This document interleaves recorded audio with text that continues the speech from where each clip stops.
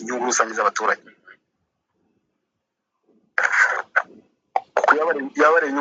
Yabare inyungu rusange z'abaturage baremeye imishyikirano intambara igahagarara kira cyari igihe M23 basubiraga inyuma. Kandi iyo ntambara rero impamvu bagiye bagafata amamiliyoni y'amadolari bagashaka kuza kurwana ntabwo ari donc yari interest z'abayobozi n'abo bandi n'izo imperialist countries n'ibihugu by'i Burayi. Kongo yo ikoreshwa n'ibihugu by'i Burayi nahoze nkubwira kugira ngo babashe gushyiraho uburyo bwabo bakontorora Kongo bayifate mu biganza byabo. Abayobozi ba Kongo kandi icyo barareba safe barareba ushobora gusanga buriya nk'abana ba Kabila baragiye batakibana cyangwa n'abandi bayobozi bakomeye badafite abana batakibana muri Kongo barigendeye. Rero Kongo akanya yo imeze nka donc bayikora nka imeze nka screen. Hari umuntu wicaye hariyo ufite telecommande ubabwira ngo mukori ABCD. Kongo akakanya nta jambo na rimwe ifite ko yahagarika intambara cyangwa ngo ikomeze kuko ubu ngubu bigeze ntekereza ko ariko imeze. Kongo n'abantu bari aho ngaho abayobozi bayo n'ibyo no kubona birukanka bakava bakajya hariya ntabwo ari ubwabo nuko batemera imishyikirano si ubwabo bafite umuntu inyuma y'ibi byose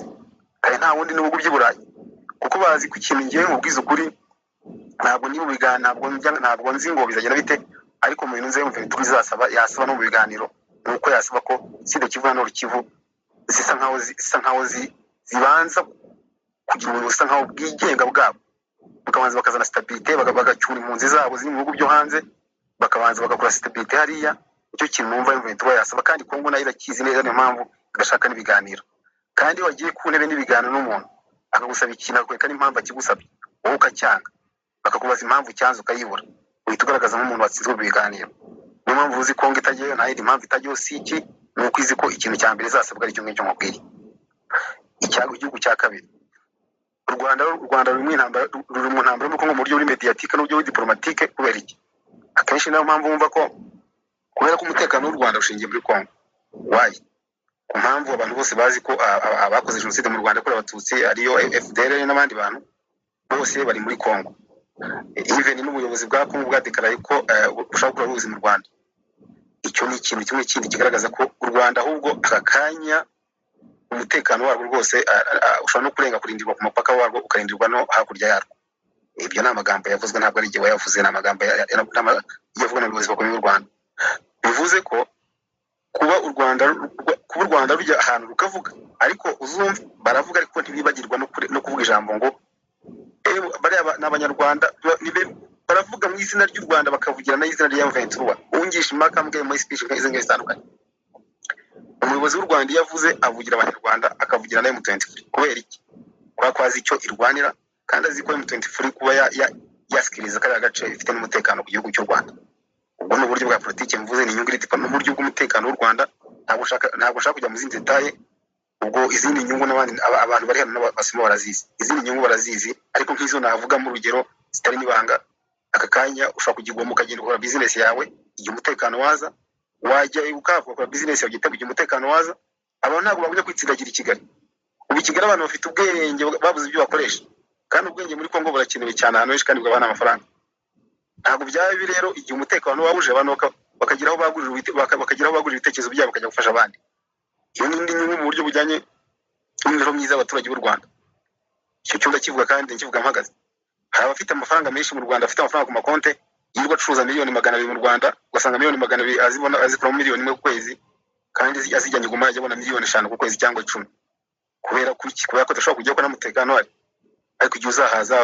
urumva abanyarwanda n'abazabona bagura ibikorwa byabo. Sasa ku Rwanda n'ubundi buryo bundi bwinshi cyane ashaka kwinjiramo abandi hano bumva. Ku ruhande rw'Ubugande it's the same. Ubugande ushobora kuba udafite inyungu y'abaturage ngo bajye muri Kongo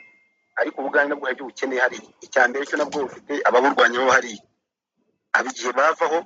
yaba inyungu y'Ubugande nabo hari izindi nyungu nabo zimeze nk'abazindi ntavuze ku Rwanda bafitemo nabo bajya kurikira.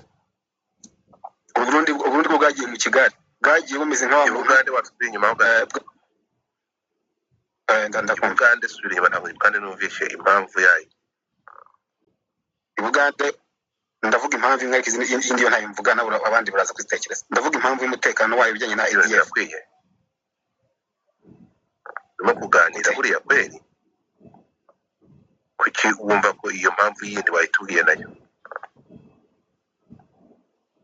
asiko batifata ngiye kuvuga ngo Bugande ngo twamaga agace muri Kongo ntabizi cyangwa imvugo Bugande ufite inyungu yindi yo kuryana ndaho genda kubwira ibyo mbona bigaragara by'abajyanye kandi nakari agafite nabwo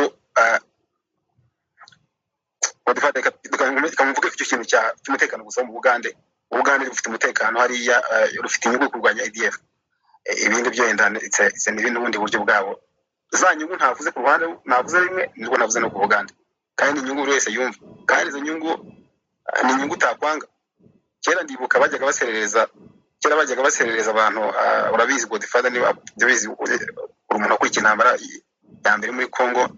bajyaga baserereza Abagande ngo Abanyarwanda ngo bajyanye amabuye ngo Abagande bakajya bajyana za ribuye iyo story ndakiye kuyizi abantu bajyaga bayiserereza abantu sometimes kera cyane intambara ya mbere muri Kongo Uburundi bwo bwagiye mu Kigali Uburundi bwafashe wrong side Uburundi bwarihenze cyane bwarihenze ariko bwihenda nabo ntabwo aribo n'ubuyobozi bubi kugira ngo amugabo yinjire muri Kongo yajyanywe n'ibintu bisa nkaho yagiye bamweretse plan uburyo bazagenda bakarwanya Ventura bamara kwirwanya bagahita bambuka bakora ubuyobozi mu Rwanda noneho bagakora icyo bita bagashyiraho abantu babo bashaka ku buryo bazumva babayeho mu mahoro igihe bazaba hari aribo bakontorora akarere k'ibiyaga bigari bagakontorora no ikibuzi babereka imbunda babereka ibintu byose baguze bumva ko ibyo bintu kubigira ari ibintu byoroshye cyane abarundi nibwo bashoreye baragenda batangira kwiyomora ku muteka batangira kwiyomora ku East Africa batangira kwiyomora ku bantu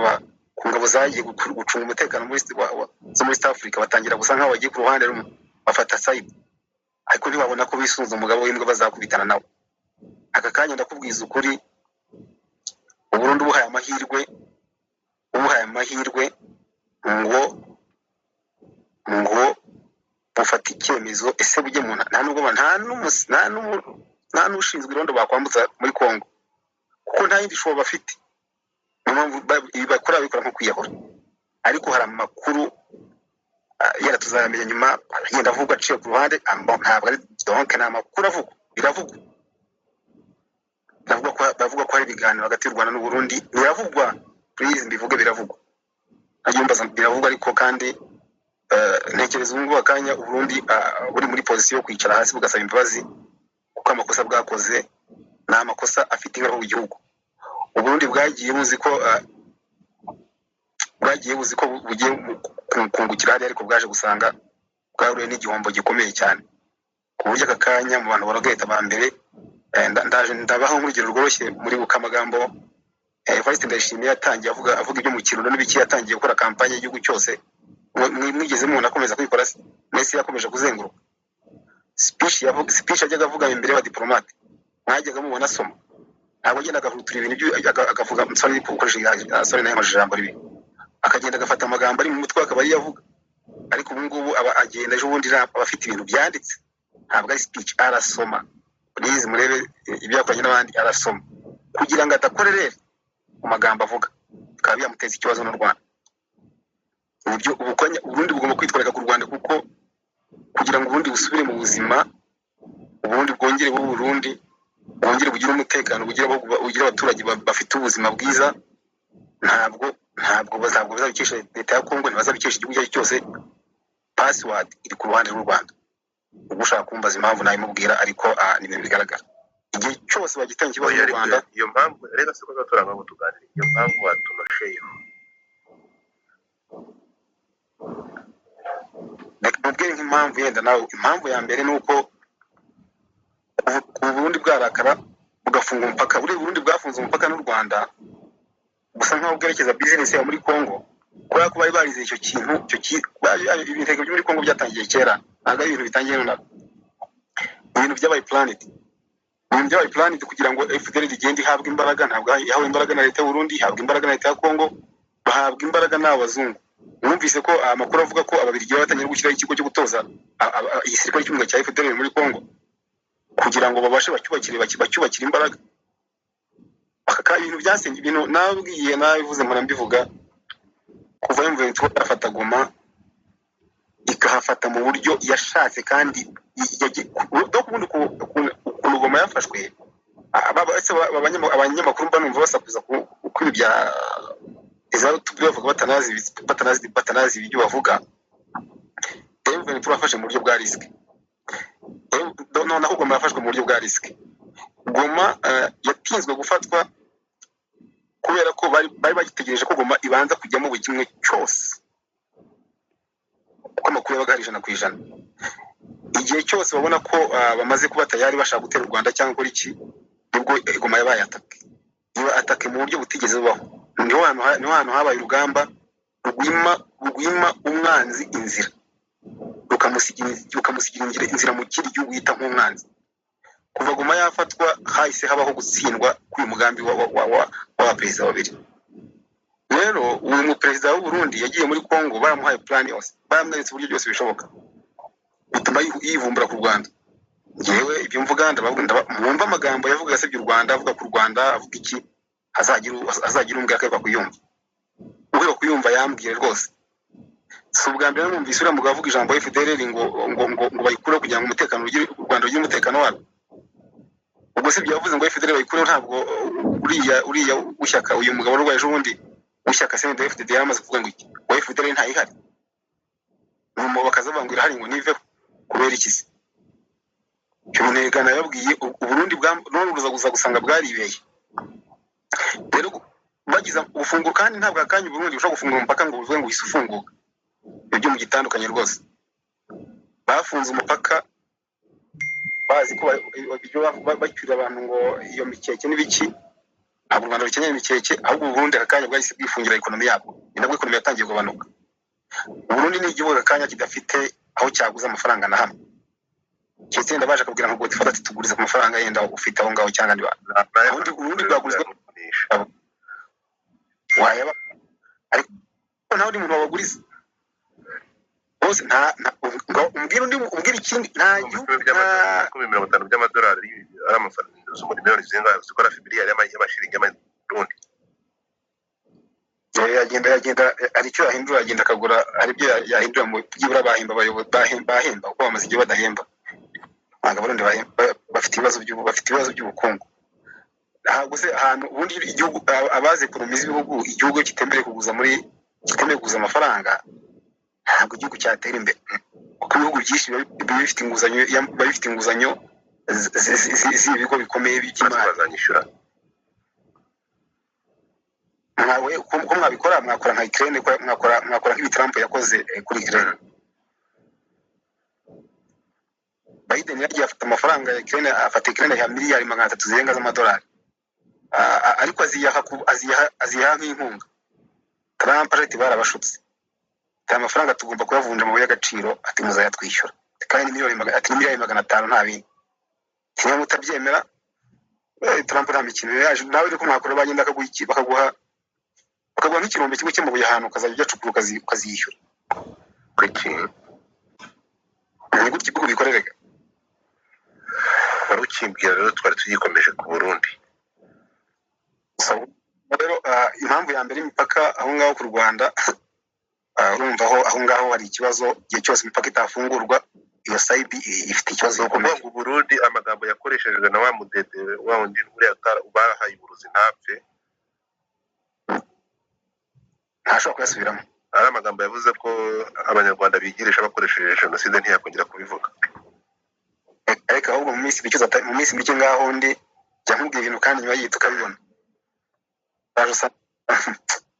uraje ubona amagambo yo gusaba ibibazo no gutakamba no kugira gute njyewe ndabivuga please I'm saying this as very high nuko abarundi bagiye mu Rwanda ngo neza yaje mu Rwanda ntabwo yaje neva yagiyeyo ntabwo ari neva ariko barahaje kandi n'ubu hari n'abo Rwanda bari mu Burundi. So ibyo ngibyo reka remisikira ibyo tuzabona rezita rero kandi rezita icyo Burundi bugomba gukora nta kindi ni ukujya imbere ni ukugaragaza aho